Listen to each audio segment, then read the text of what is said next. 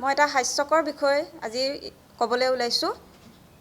কথাটো হ'ল 2022 চনৰ মাৰ্চ মাহত মোৰ ওচৰৰ দেৱজিৎ বৰাৰ ঘৈণীয়েক প্ৰিয়ংকা বৰাই মোৰ সন্মুখতে মোক কয় যে মোৰ স্বামী পিংকু বড়োক তেওঁৰ ভাল লাগে।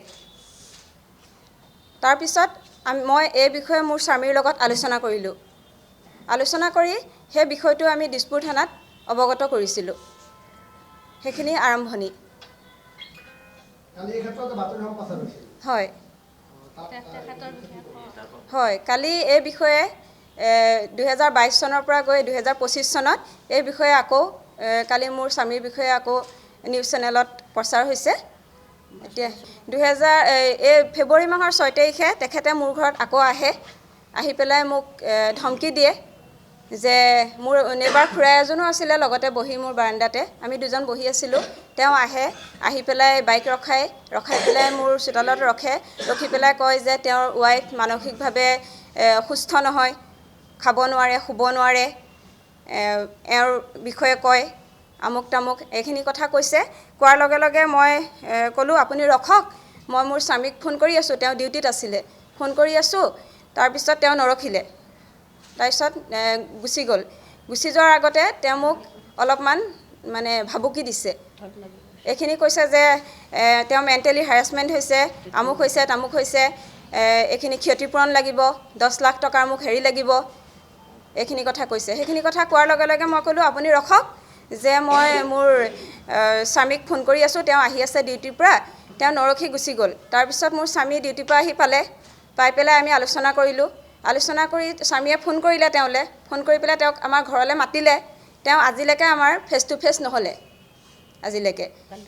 তাৰ পিছৰ পৰা আমাৰ ওচৰ চুবুৰীয়া কাৰোবাক ফোন কৰি মানে হেৰি কৰি আছে, ভাবুকি দি আছে, জনাই আছে। তাৰপিছত কালি নিউজ চেনেল সেয়া জনাই পেলাই এইখিনি অপপ্ৰচাৰ কৰিছে।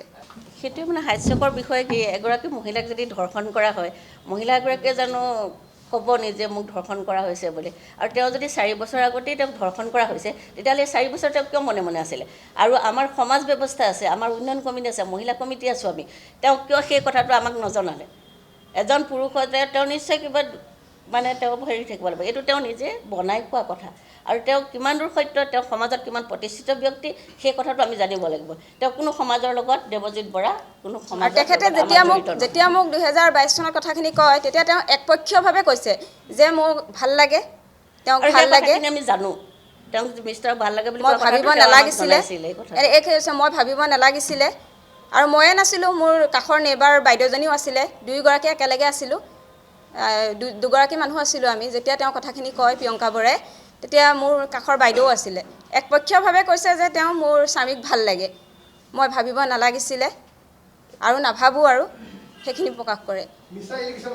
হয়, 6 ফেব্ৰুৱাৰীত যেতিয়া তেখেতে সেইখিনি কৈ পেলাই আমাৰ ঘৰৰ পৰা গুচি যায়, গুচি যোৱাৰ পিছত আমি এওঁ যেতিয়া ডিউটিৰ পৰা পালেহি, পোৱাৰ পিছত আমি নেবাৰ আৰু কোনোবা গোট খাই আমি আলোচনা কৰি, তেওঁ যেতিয়া নাহিলত আমি ঘৰতে আলোচনা কৰি আমি দিছপুৰ থানাত এখন ইণ্টিমেশ্যন দিছিলোঁ যে তেওঁ এনেকৈ ৱাইফৰ কথা এনেকৈ কৰি এনেকৈ ধন দাবী কৰি হেৰি কৰিছে আৰু আমাক এনেকৈ মেণ্টেলি হেৰাছমেণ্ট কৰিছে। ইয়াৰ বিষয়ে এইখিনি যাতে কিবা হয়, পিছলৈ আমি দায়ী নহয়। তাৰপিছত আপোনাৰ যোৱা ছানডে, তাৰিখটো পাহৰি গৈছোঁ, দিছপুৰ থানাৰ পৰা এজন ছাৰ গৈছে, গৈ পেলাই এওঁক বিচাৰিছে। তাৰপিছত এওঁ নাছিলে, ডিউটিত আছিলে মিটিঙত। তাৰপিছত মই ক'লোঁ যে মিটিঙত আছে, তাৰপিছত আহিব আপোনালোক। তাৰপিছত মই ৰাতি গৈছোঁ 8টা বজাত, গৈ আমি ছাৰৰ লগত গোটেইখিনি কথা অৱগত কৰিছোঁ। গোটেই আমাৰ যিখিনি ক'ব লগা কথা গোটেইখিনি অৱগত কৰিছোঁ আমি।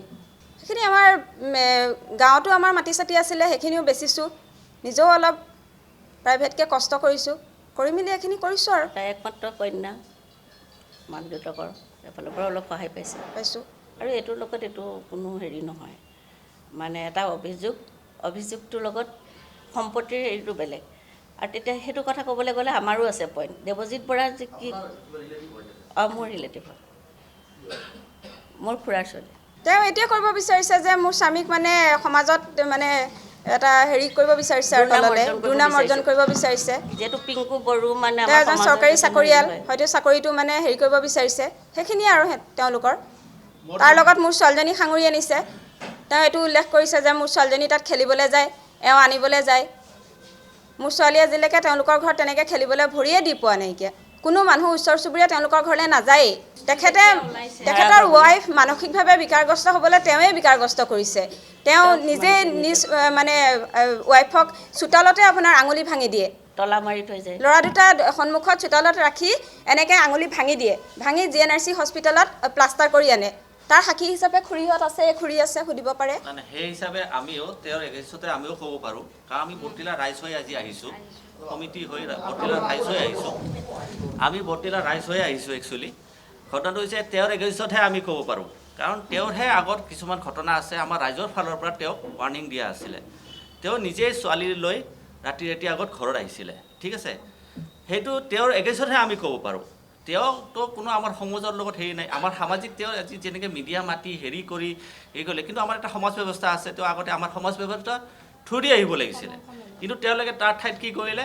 চিধা মিডিয়া মাতিলে পুলিচ হেৰি কৰিলে অপৰাধ বুলি মই কোৱা নাই কিন্তু আমাৰ এটা সমাজ ব্যৱস্থা আছে প্ৰথমে আমাৰ সমাজ ব্যৱস্থা থ্ৰু দি আহে বস্তুবিলাক হয় যিহেতু আমি তেওঁক মাতিছিলোঁ ঘৰলৈ কাৰণ কেছ দিয়া এটা সাধাৰণ কথা নহয় মিডিয়াটো এটা অহা বুলি এটা মানুহৰ এলিগেশ্যন আহেতো তো আমাৰ এটা সমাজ ব্যৱস্থা আছে এখন সমাজ আছে এখন সমাজ আছে সমাজ এখন আছে এই সমাজখনত আমি মানৱী নহ'লে তাৰপিছতে আমি থানাত হেৰি কৰোঁ হ'ব এটা এটা সামাজিক মাধ্যম সমাজ ছ'চিয়েল হেৰি হয় নহয় এইবিলাক একো কৰা নাই আমাৰ হেৰিৰ লগত তেওঁৰ এগেইনষ্টতহে আমি ক'ব পাৰোঁ সেইকাৰণে আজি আমি বতিৰাবাসী ৰাইজেও আহিছোঁ ইয়াতে এই কথা ক'বৰ কাৰণে যিকোনো খবৰৰ বাবে যোগাযোগ কৰক 7099017330 লগতে 7099017110 নম্বৰত